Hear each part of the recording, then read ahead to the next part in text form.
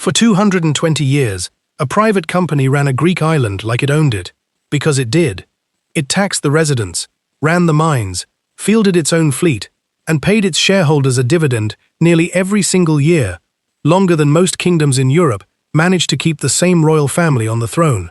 Then, in the spring of 1566, an Ottoman fleet anchored off the coast, and in a matter of days, 2 centuries of private empire ended without a single major battle. The company simply ceased to exist. That company was Genoese.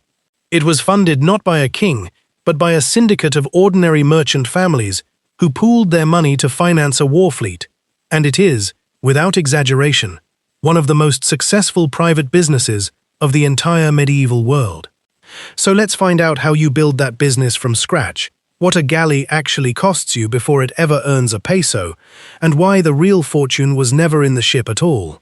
Forget the picture in your head of a lone captain and his crew sailing off to trade wherever the wind takes them. In Genoa, that's not how this works.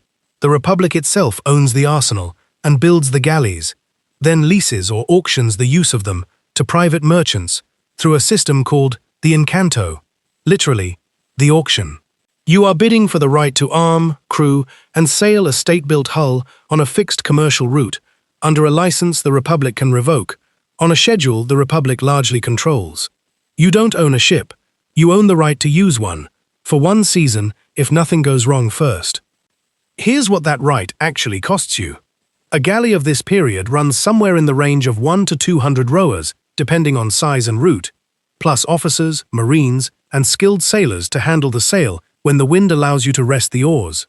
Every one of those men needs feeding for the length of the voyage, and a galley isn't a cargo ship with a little extra crew. It's mostly crew, with cargo squeezed into whatever space the oars don't need. Contemporary Genoese accounts detail exactly how tight that margin runs. Biscuit, wine, and salted meat rationed by the day for well over 100 men on a run to the Black Sea, because a galley that runs out of food 2 weeks from the nearest friendly port has no fallback plan at all. Add the cost of the arms every galley of this era carries as standard, crossbows, then later firearms, because the Mediterranean in this period is not a peaceful trading lake. It's a contested sea between Genoa, Venice, various Italian rivals, and increasingly, the Ottoman Empire, and an unarmed galley is a gift to the first pirate who finds it. So you've leased your galley, armed it, provisioned it, and now you need somewhere worth sailing it to.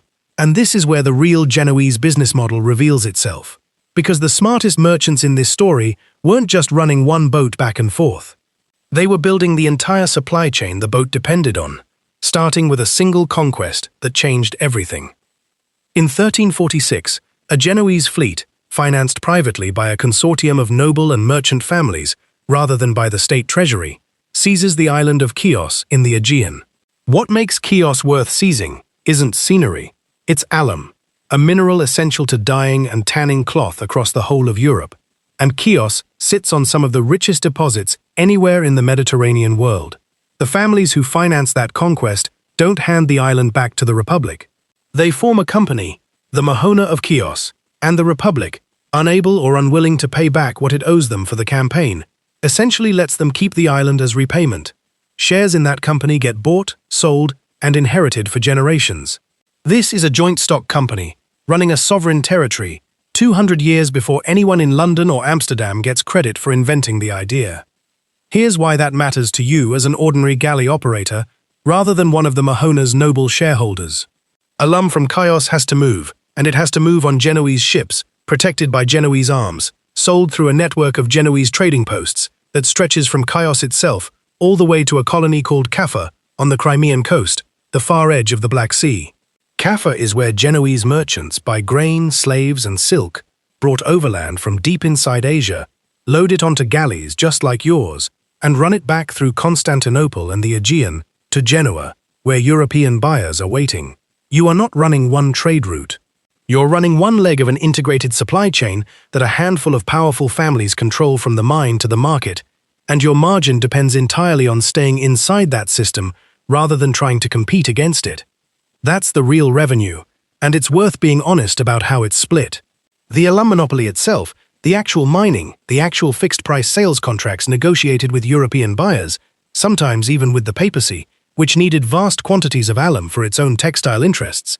That profit belongs to the Mahona's shareholders, not to you. What you're paid for, as the operator of a leased galley, is freight and trade margin, carrying alum, grain, and Black Sea goods on contract, buying low at one end of the route and selling high at the other, and pocketing the spread after your crew, your provisions, and your lease payment to the arsenal are covered.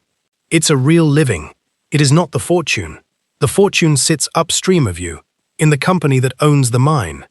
Now the risk, because a galley voyage in this period fails in more ways than almost any other business in this whole series.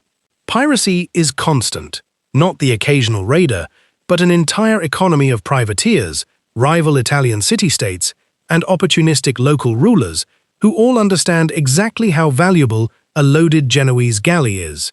Genoa and Venice fight 4 separate wars against each other across this period, and a war between the two of them turns every rival merchant fleet into a legitimate target overnight. And hanging over the entire eastern end of your trade route is the slow, then sudden expansion of the Ottoman Empire. Constantinople falls in 1453, cutting straight through the middle of the route your goods have to travel. Kaffa itself falls to the Ottomans in 1475, ending Genoese control of the Black Sea trade for good. And Chios, the source of the alum that made this whole system worth building in the first place, holds out for nearly another century before that 1566 Ottoman fleet arrives, and the Mahona's 220-year run ends within the week. So put a season's numbers together, the way this channel always does, when no single ledger survives to hand it to you outright. In a good year, your leased galley completes its round trip on schedule. The alum and grain sell at a healthy Genoese market price. Piracy never finds you, and after the arsenal lease, the crew wages, and the provisions are settled, you walk away with a solid trading profit. Enough, over several successful seasons, to genuinely build a fortune, buy shares in ventures like the Mahona yourself, or move from operator into the merchant elite.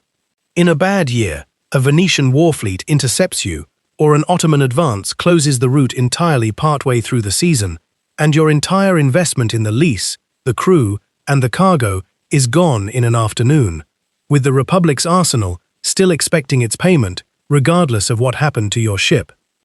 So who actually got rich? Not, generally, the individual galley captain running one route for one season at a time. A solid, respectable living, with real risk of ruin attached to every voyage. The real fortunes belong to the families who financed the original conquest of Chios and never stopped collecting on it. The Giustiniani and the other noble houses behind the Mahona, who held their monopoly on a single mineral for over 2 centuries and got paid whether they ever set foot on a ship or not. Below them, the merchant families who built and held positions across the entire supply chain, the mine, the sea route, the Black Sea trading post, the Genoese warehouse, rather than gambling everything on one leg of it. That's the real shape of this business. A Genoese trading galley was never really in the business of rowing goods across the Mediterranean. It was one small, replaceable link in a supply chain built and owned by a handful of families who understood something the average operator never fully controlled. The ship makes you a living, but the mine, the monopoly, and the route make you an empire. The oars were real, the war fleets were real, but the fortune was never in the boat. It was in owning the thing the boat couldn't sail without.